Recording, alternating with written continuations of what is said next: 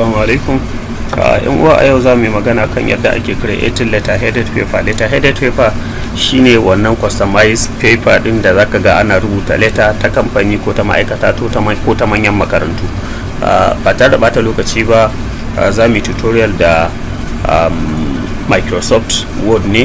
Da farko za ka yi launching din Microsoft Word naka. Idan ka yi launching sai ka shiga face layout. Idan ka shiga face layout za ka yi customizing na size na face da kake bukata. So za mu shiga face size. Idan muka shiga size sai mu taba A4 size, saboda A4 shine size na letter wannan na paper din photocopy, ita ce A4. So bayan mun yi selecting din shi sai mu koma insert. Idan muka shiga insert za mu sa insert shape, sai mu taba shape, sai mu zo sai mu jawo shape din da muke so mu abin nan muke so mu sanya. So gashi mun yi selecting wannan, saboda haka yanzu sai mu ja shi. Gashi mun ja shi kamar yadda ake gani. Bayan mun yi shi kamar yadda ake gani haka sai mu ja shi sama. Idan muka ja shi sama sai mu zo sai mu sanya sunan da muke so mu yi amfani da shi na wannan. Sai mu zo sai mu yi customizing color na shi abin nan da na shape din da muka shigo da shi. Gashi mun maida shi completely red. Sai mu sa Ctrl D mu yi duplicating ɗinsa. Bayan mun yi duplicating sai mu maida shi maybe white. Bari mu maida shi fari. Za mu bi the same process ne kamar yadda muka maida wancan ja, saboda haka shi ma wannan za mu bi the same process ne. Sai mu maida shi fari. Gashi mun maida shi fari. So gashi mun maida shi fari. Sai mu ƙara Ctrl D, shi kuma sai mu maida sabon da muka shigo da shi kuma sai mu maida shi completely baki. Shi ma za mu bi the same process ne wajen maida shi baki kamar yadda muka yi a baya. So bayan mun maida shi baki sai mu ja shi sama kamar yadda ake gani. Idan muka ja shi sama sai mu bar shi anan. So sai mu ƙara Ctrl D. Idan muka ƙara Ctrl D zai ƙara mana duplicating shi kuma sai mu maida shi ash kamar yadda muka maida waɗancan na baya. So gashi shi ma mun maida shi ash. Gashi mun maida shi ash. Saboda haka sai mu ja shi sama mu daidaita shi da yan uwan shi kamar yadda muka yi a baya. So gashi mun abin. So bayan nan yanzu sai mu shigo da logo na kamfani din mu. Za mu fara da shape ne again. So za mu ƙara sa insert, sai mu shiga shape again, sai mu jawo wannan rounded din, sai mu zo sai mu ja shi anan. So gashi mun shigo da shi. Shi kuma outline din sai mu maida shi, sai mu shiga weight, sai mu ƙara kaurin outline din. Maybe muna iya sanya shi outline din haka, sai mu sa outline color din sai koma red. So gashi sai mu shiga fill. Idan muka shiga fill sai mu sa picture. Muka sa picture sai mu tafi cikin computer din mu dauko hoton da muka yi saving wanda muke so mu yi amfani da shi a matsayin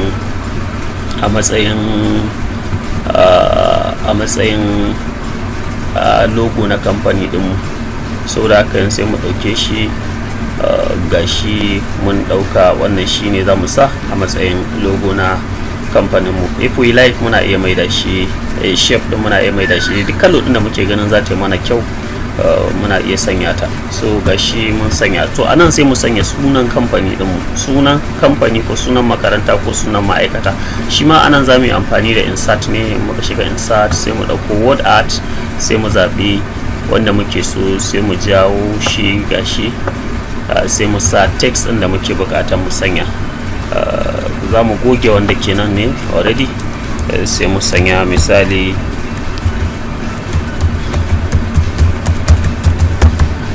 sai kullahi manar. Wannan shine abin nan din mu, shine sunan kamfanin mu, ko kuma is personal. Wannan is personal, ba abin nan bane, ba na kamfani bane, na personal use ne. Kowa kai ma zaka iya yin naka na kanka, ba dole sai na kamfani ko ta ma'aikata ba. So ta yadda duk inda zaka yi letter zaka iya amfani da shi. Duk wanda ya gani ya san daga kai ne, ba tare da sai ka yi amfani da foolscap ko kuma plain sheet ba. So gashi mun sanya suna. Idan muna bukata muna iya customizing na shi abin nan din na color din, muna iya customizing na wani irin abin nan muke so. Muna iya barin shi haka. So bayan mun bar shi haka muna iya dan dragging din shi ya dawo daga gefe ko kuma ya dawo kamar haka. Idan muna bukata muna iya rage mai girma saboda it's like kamar ya high, so still muna iya maido shi girman shi kamar haka. So bayan mun yi wannan sai mu tabbatar yana tsakiya, gashi mun sanya shi a tsakiya. Bayan mun sanya shi muna iya canza color din, maybe ya koma baki idan muna bukata, an ko ba ma bukata muna iya barin shi yadda yake. Amma muna bukata gashi in zamu zaɓi color din da muke so sai mu sanya shi. So bayan mun sa wannan sai mu zo sai mu rubuta address na shi wannan save live manner din. So za mu shiga insert, still za mu sanya shape, sai mu taba wannan. Bayan mun taba sai mu zo sai mu ja shi daga ƙasa nan wajen. So sai mu rubuta maybe address anan ko kuma number waya idan muna bukata, ya danganta ga abin da muke son sawa. So sai mu shiga, idan muka shiga sai mu rubuta number waya, maybe mobile ko kuma bari mu sa address, maybe bari mu sa number waya, bari mu sa mobile. So gashi mobile sai mu sa column, sai mu sa 09033836666. So ko kuma 080, depending on how many nambobin wayan mutum, 45, 67, 56, 56. So sai mu bashi haka. Idan muna bukata a nan shi ma sai mu kara masa girma. Kada mu sanya girman shi yayi daidai da wani rubutun sama. Sai mu kara mashi girma. Yadda za mu kara mashi girma kuwa shine za mu yi bolding na farko, sannan kuma za mu shiga mu maida shi Arial black. Bayan mu maida shi Arial black, ina jin ba mu da bukatar canza size din, shi ma muna iya sanya shi color din shi ya zama baki. So gashi mun sanya shi muna iya barin shi white din muna bukata, kuma muna iya maida shi baki din dai. So gashi mun maida shi baki. Sai shi kuma shape din zamu maida shi kalan bayan abin nan din, wato ash kenan. Saboda haka zamu shiga shape, dan muka shiga shape sai mu taba fill din shi sai koma ash. Sai mu taba outline din shi, shi ma sai koma ash. Sai mu sake shi haka. So wannan shine heading na ainihin abin nan din, na ainihin letter headed namu. So da haka yanzu abin da ya rage sai mu zo nan wajen sai mu ja wani shape din kuma again. Za mu ja wani shape din a nan ƙasa, gashi kamar haka. So sai mu ja shi da tsawo kamar yadda ake gani. Idan muka ja shi da tsawo sai mu shiga cikin shi, sai mu sa rave, sai mu rubuta, sai mu sa dot. So bayan mun sanya shi sai mu copy din the same abin nan, copy sai mu zo tsakiya, kuma still sai mu pasting din shi. Gashi mun yi pasting a nan wajen kuma. So za mu sanya date ne, date wato ranar da aka tashi rubuta wasiƙa, cikawa kawai za a yi. So sai mu raba su koma parallel, kowa ya kama tsagen shi.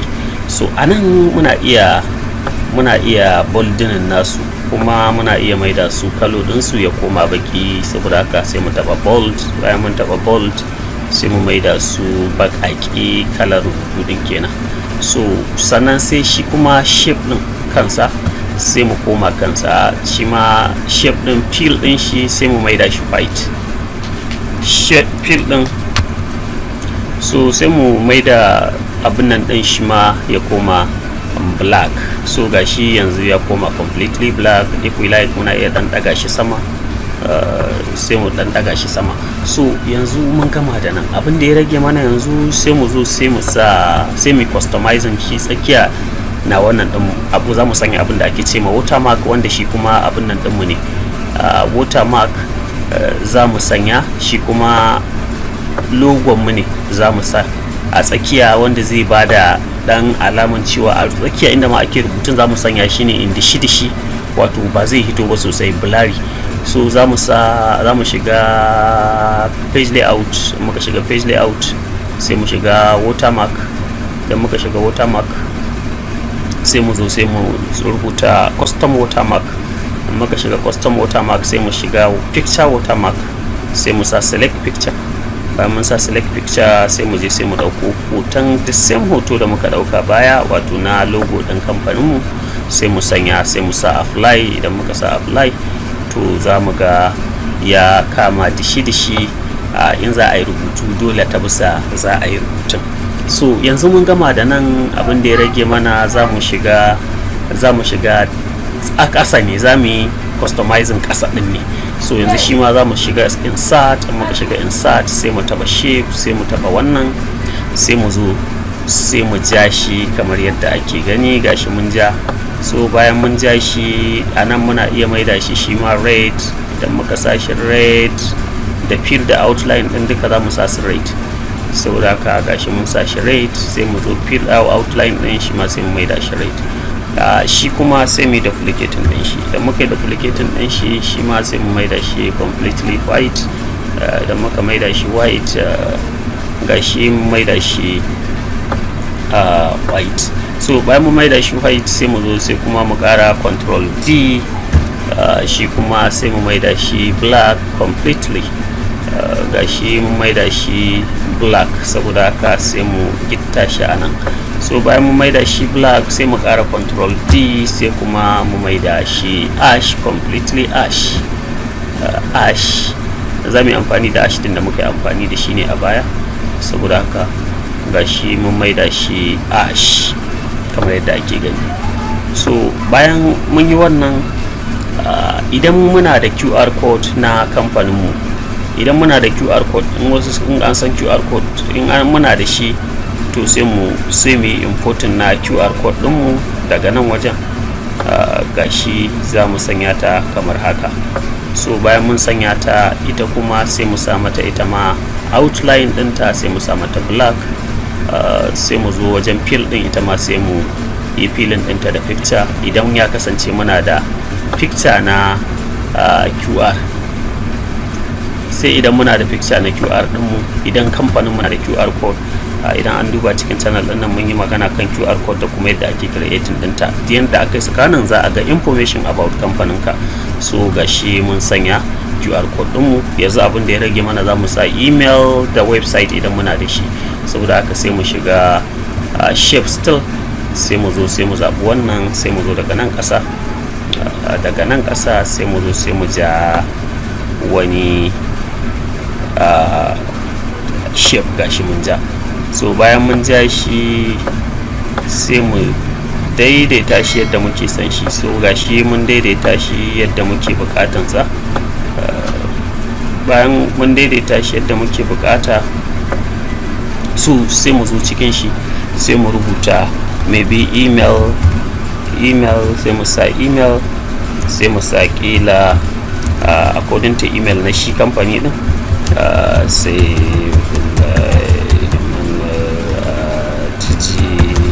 gmail.com. So gashi mun sanya. Sai kuma idan muna da website, sai shi ma mu zo sai mu rubuta website, sai mu column, sai mu rubuta sunan website din, maybe https. Muna iya farawa da https column / sai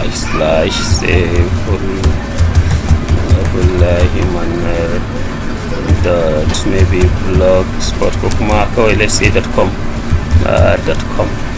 Sai mu zo nan tsakiya sai mu tab, mu sa tab ta yadda zai raba mana su. So gashi mun sa tab. A nan muna iya maida su bold ko muna iya maida su baƙaƙe su ma. So sai mu shiga home, sai mu sa bold, sai mu sa Arial in muna bukata. Muna iya sa shi Arial din, sai mu shiga abin nan, sai mu shiga color, sai mu maida shi black. Ga black kamar yadda ake gani, mun maida shi black.